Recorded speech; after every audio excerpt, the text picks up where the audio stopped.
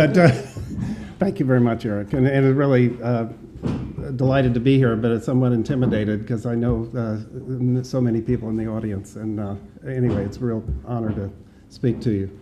I think I won't say much about the internet because I've got too much to say already, but I think in 20 minutes, but let me press ahead. But one of the things that animates the OII, I think internet studies is all about defining a problem and focusing theory and research around problems. And so I want to present you with a problem.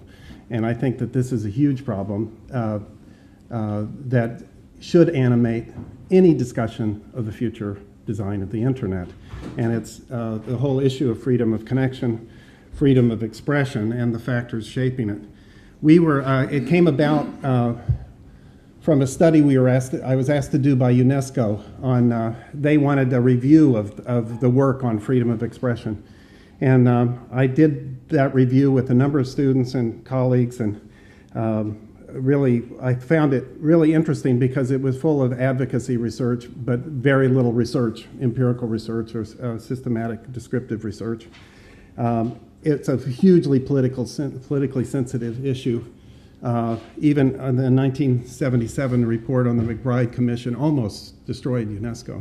And even when I reported on this UNESCO recently, I was criticized for even mentioning the McBride report. And it's quite a politically fraught minefield about freedom of expression. But it's often also too narrowly focused on particularly internet content filtering, although that is absolutely critical. So I want to do is talk a little bit about this project, and we work a number of other projects into the scheme as well. After we started doing the project on freedom of expression, a few things happened. For example, the Secretary of State, U.S. Secretary of State Hillary Clinton made her famous speech in the museum, making the case that the Berlin Wall, the anniversary of the Berlin Wall falling, saying that today's contemporary equivalent analogy are the firewalls of nations that may be, and using China as an implicit example of being equivalent to the Berlin Wall of an earlier industrial age and so forth. But again, Wikileaks happened, and the Arab Spring, and Aung Suu Kyi was released from house arrest, and one of the first things she wanted to do was have a Facebook site. And so all of these things raised the centrality of the internet to freedom of expression, particularly the Arab Spring and so forth. But it also led to huge fear across a number of governments about whether they can control this internet, even talk of kill switches for the internet in the US and other countries. Clearly, I think, and I've always argued that the internet is incredibly enabling in terms of that its major effect at the basic level is to reconfigure access, shaping how we do things, but also the outcomes of those activities, how we get information, but what we know, how we communicate with people, but also who we communicate with. And this is, I argue, empowering networked individuals, but also empowering networked institutions, and frightening governments at the same time. I'm not arguing that it is a technologically deterministic outcome at all. In fact, what I'm arguing is that the strategic use of the internet by different actors following different social concerns are shaping the future of freedom of expression, but also other concerns that are worldwide. And what the conclusion of our report for UNESCO basically said that UNESCO should broaden its interest beyond freedom of expression and build in many of these other policy arenas that are shaping the future of freedom of expression. Certainly, they need to look at technical innovations, but also industrial policy, user-centric policy, internet policy, security issues, and internet policy, but also digital rights, and that these are all affecting the future of freedom of expression. I'll go over a bit of this, but in terms of technical innovations, one of the obviously core aspects of our report was to do a review of existing research on disconnection of users and filtering of the internet. And clearly, we found that there's a global growth of filtering. There's no single country. It's no longer, it makes no sense to single out China as somehow the poster boy of censorship. It's actually quite widely distributed in terms of countries trying to filter the internet for political, moral, or commercial reasons. But it also points out that there are some new developments, such as around home hubs, which might decentralize filtering and maybe offer a potential technology of disconnection that could enable filtering but give more control to households. We discussed this at a forum on Friday, and of course I didn't expect this reaction, but instead of home hubs replacing other, they argued that, well, yes, that'll be another layer of filtering that people want. So every layer of filtering. So now we have another one. But I think the potential to democratize filtering is one potential that we need to look at in the designing technologies in the home. But I think we wanted to contrast this for UNESCO to make sure that everybody, the UNESCO audiences, recognize that the internet is also a technology of connection, and that since 2000, the internet has really reaching larger and larger proportions of almost every region in the world. Africa is the region and that is probably the lowest in penetration, but that is growing at almost one of the fastest paces. And that the internet world is changing dramatically. With North America, while it still has the largest proportion of users, is declining as a proportion of the internet population dramatically. And that Asia clearly is becoming, well, 42% of the world's internet population. So that this dramatic shift in the center of gravity or the throw weight of different countries is important. And what will that do to the freedom of information? Will Asian nations becoming more prominent in internet use lead to more filtering, or more, if some of the Asian nations are actually filtering to a greater extent, will that shift the culture of the internet towards a more controlled environment? I don't think so, but I'll show you in a minute. Now, some of this is affected by digital rights and the discussion of digital rights. Every region, almost every country worldwide, there are all sorts of declarations and policies supporting access and freedom of expression. Hillary Clinton raised this concern beyond freedom of expression, saying that actually there should be a freedom to connect, and that's almost equivalent now in the internet age to freedom of expression. I think this is really important because all of a sudden the basic freedoms, such as privacy, such as freedom of expression, are being fought out on the internet. The internet is becoming more central to basic human freedoms and in a variety of ways. So it's, rather than something about internet policy, this is policy concerning freedom of expression in the countries generally. So it's not just an internet policy. But clearly, freedom of expression does not exist on its own. In terms of digital rights, it's in an ecology of games with other digital rights, such as equality, freedom of information, privacy and data protection, and so forth. So that we tried to point out how sometimes these different rights certainly conflict and have to be balanced themselves. So we can't look at freedom of expression in an isolated way. We have to balance it with privacy, data protection, and other rights and privileges. I just want to insert here another project we did for the World Economic Forum with ComScore and INSEAD. And we looked at 13 countries and we surveyed about over 5,000 adult internet users. And these are only internet users, so it's not representative of the general population in any of these countries. But it was just fascinating to me. First of all, we found that clearly in every country there was a consensus in support of freedom of expression as a basic fundamental right for all people. In China, that was probably the largest proportion strongly disagreed with that idea, but that was less than 5% of people strongly disagreed with that. Generally, we found when we looked at privacy, freedom of expression, trust, other fundamental values about the internet, we found generally more commonality than differences among internet users around the world, which I found interesting, like the development of an internet culture, in a sense, that traverses national borders. And so that we found this fundamental agreement with such things as rights to freedom of expression online. There are differences, and we took 4 questions related to freedom of expression.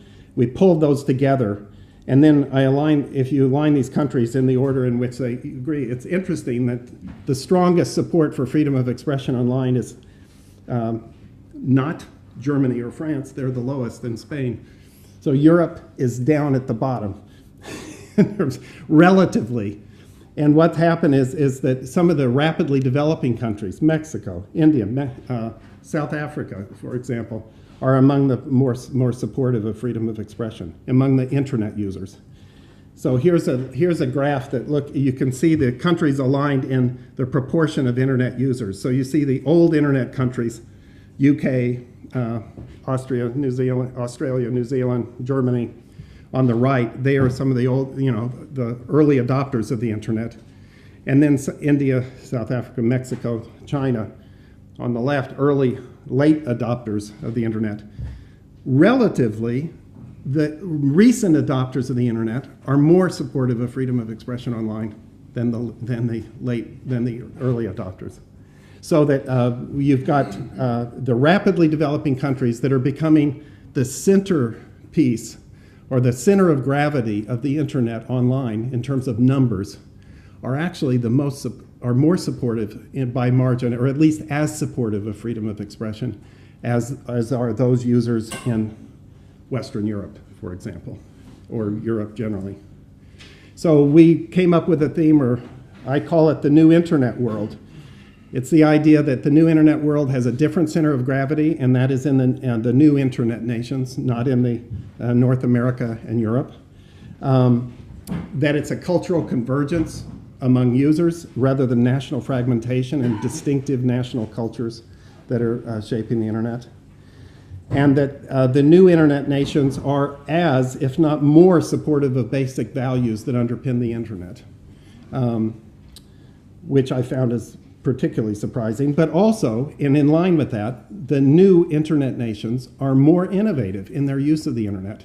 So in terms of using social networking, posting material, they are posting more material, using more actively social networking applications than our countries in North America and Europe. So I think we've got a whole new internet world here, which is potentially good news for freedom of expression in the sense that the users are quite actively in support of basic values.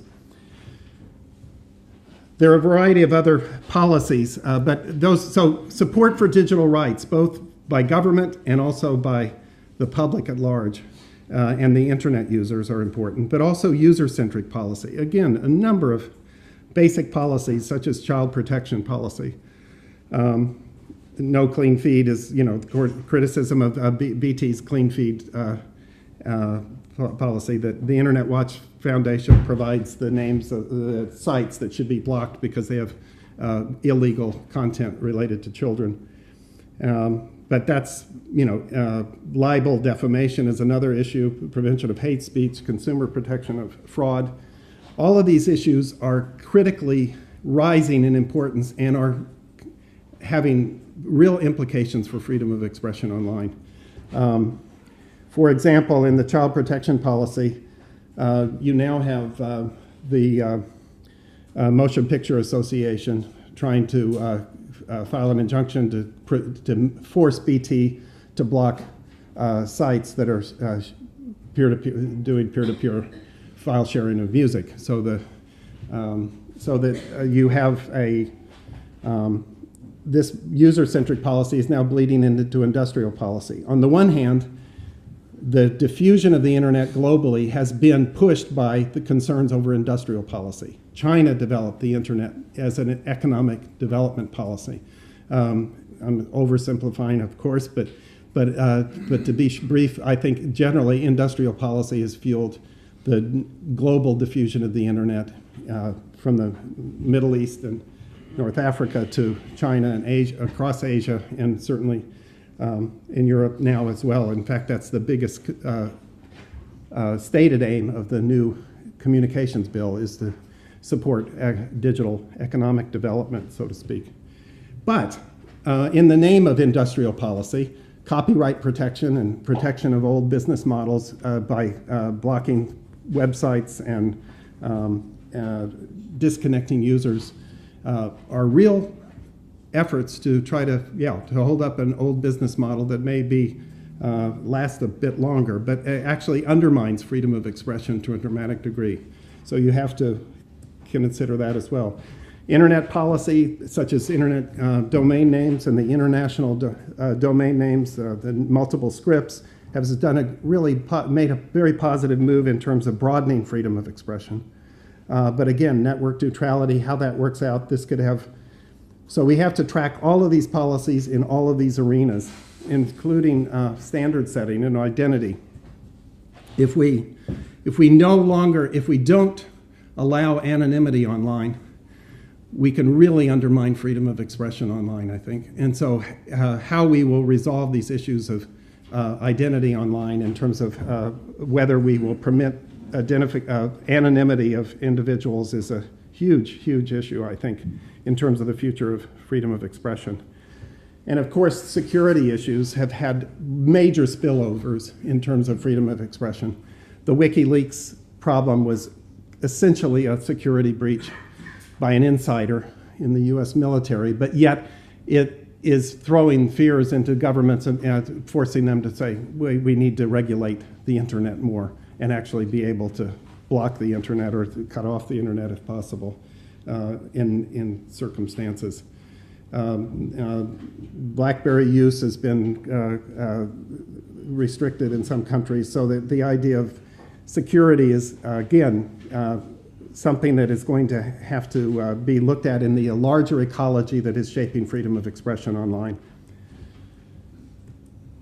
So we found from our study some encouraging themes that we think the internet is empowering networked individuals, because clearly it's enhancing freedom of connection and expression. I'm very happy to argue that corner.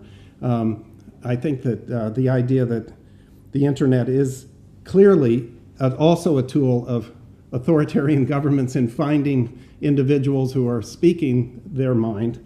But I think generally the Arab Spring and other factors, other incidents illustrate the ability of networked individuals to have a much more powerful voice than otherwise. The worldwide diffusion and support of expression in a new internet world is incredible, and so that bodes well for the future of expression. And this notion that all issues of human rights are increasingly being focused around the internet is quite incredible, which makes shaping the future internet hugely important, well beyond the internet arena. And I hope I'm sure this group understands that. And one of the things I tried to impress on UNESCO and the audience at UNESCO, which they found surprising, was that the internet is not the Wild West. This perception that the internet is an unregulated space, and most of what I've talked about are all the various regulations of users and standards and so forth that are shaping the future of expression. Much regulation exists. But we found it's obviously not an inevitable outcome of technological innovation, that is freedom of expression. There are huge divides. Only about a very small proportion of the globe is online still. But again, those numbers are important. Only 9% of India is online, but that's 100 million internet users in India. And so the ability of 100 million users to have a political force in terms of expression is dramatic. There's a global increase in content filtering and censorship. And people are not really paying attention to the broader ecology of policies that are undermining freedom of expression, from liability to copyright issues. And I think that it's really important to press that notion. And part of it is because people are applying inappropriate models to the regulation of the internet. For example, the very fact that the music industry wants to push intermediaries, BT as an example, to block sites, actually using CleanFeed as the site because it's already up and running and widely used by almost all of the various internet service providers in the UK. They want the CleanFeed to expand beyond child protection to also music protection. So all of a sudden, they want the intermediaries to act like broadcasters, all right? And the idea that a broadcast model, that the intermediaries are somehow like broadcasters and that they can control channels and content is really, I think, quite inappropriate. And it's not a common carrier. It is not a broadcaster. And I think, but we need to come up with appropriate models, new models of internet regulation. I think that's one of the biggest challenges we have. So, how does this relate to your conference? I think you've got to believe that it's not just whether social concerns or technical concerns matter. It's what social concerns will drive it, which will win. I mean, we are in the middle of a political struggle over which social concerns will drive the future of the internet. Will it be freedom of expression, or will it be security, or will it be economic support of existing industries, et cetera? So that that's what's at balance. I think it's not at all predictable how this will wind up, but I think that despite the trend for more and more diffusion of the internet, I think it's very possible that we're seeing, real reversals of, much more tightening of controls over freedom of expression. Anyway, I think that's the problem that most internet developers and social researchers should be focused on. But clearly you could put privacy and data protection in the middle of this ecology as well. But even if you do that, you still have to look at how it's nested in this broader ecology of policy issues. Okay, I'll start. I'm sorry I went over time. Okay.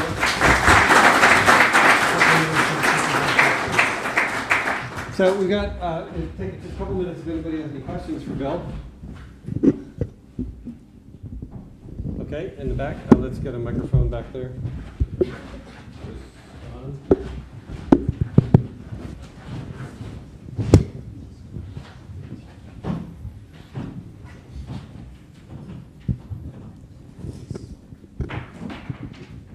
Hello.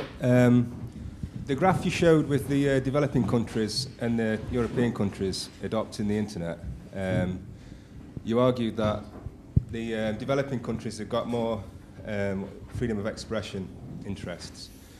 But isn't that because the early adopters are probably more inclined to act like that with regard to the internet, whilst in Europe there's less early adopters and it's more mature, so people are being sort of leveled off and balanced out a little bit more. So, the future internet is probably going to reflect Europe more than South America. Yes, but, and I totally agree. I mean, these are, and yes, because the first 7% of people in India online are likely to be early adopters, but we controlled for a number. Well, first of all, yes, but that still means the center of gravity of the internet is with these early users in the developing countries. And that in terms of numbers, if you look in the aggregate of internet users worldwide, you've got these new users in the rapidly developing regions that are actually very supportive of freedom of expression. So they're actually renewing a culture that's been sort of diminishing and being with complacent users in Europe, for example, that we're taking freedom of expression for granted. It also could be due to the fact that the state broadcasters, and for example in China and many other states, people don't view the state media and broadcasters as open as they are in Europe and North America, and therefore see the internet as more dramatically open. But if we control for age, for example, it's not just that these are young users. The youth is not just the explanation of these attitudes at all. So clearly, and the other side of it is that the people who are least supportive of the internet generally are those people who never use the internet. So it's clearly the people who are never online are not supportive. One more question? Yes, if I'm not mistaken, in your statistics about the repartition of the internet users community, it was not relative data. It was absolute number. So the fact that Asia was the biggest is reflecting the fact that there are more inhabitants in that region, or? Oh yeah, sure, yeah. And isn't it that a sort of intensity indicator would be more meaningful for the impact of internet in the local environment than these global numbers? And okay, yeah, I got your question. Yeah, is it more important to look at the penetration of the internet in a country? So 77% of North Americans are online. So yeah, 77% of Americans are online. Right, but there are more Chinese online than there are Americans on the planet. All right? So in terms of global throw weight, which is here, North America's declining. If you look, because look, we are still a worldwide web for the time being until we nationalize every internet arena. But and in a global environment, North America is declining in terms of its relative throw weight. That's all I'm saying. Clearly, as you have more users, a larger proportion of users, more things can be done online and so forth. But yeah, I grant you, I think both are important to look at. You can't look at just one or the other. But yeah, thanks very much, Bill. Very much enjoyed the whiz through the entire world. Could you kind of like answer your own rhetorical question? Which social concerns will drive the internet from your own perspective? Is it going to be identity, privacy, security, social? Which one do you get as a gut feel is going to drive it forward? Well, I think you know, I'm always a pessimist and paranoid. You know, you don't have to be. What is it? You know, just because you're paranoid doesn't mean they're out to get you. But I think I'm worried about the basic values that underpin the internet's development: sharing, freedom of expression, so forth. And I think the internet. I think we are actually becoming a bit complacent about the fundamental values that underpin the internet. And I think it's interesting that we can look to the new internet world as maybe some sense of realization of these fundamental values again. So I think freedom of expression should be more prominent, but it obviously is not. If you look at the UK, I think there's going to be clear efforts to disconnect users and to also push the intermediaries into a position of giving the names of users who are violating copyright policy to government and the regulators, and to potentially disconnect those individuals. They have not gone that far yet, but that's the logic of following through. And now to argue that we need to block sites that are involved in peer-to-peer sharing that are outside the country, it's going the wrong direction, I think. And I think what we need to do is focus on new business models, other initiatives that will undermine the necessity to try to protect the film and music industry and others who are pushing an economic argument to undermine what I think are more fundamental values. But anyway. Okay. Thanks again, Bill. Thank you.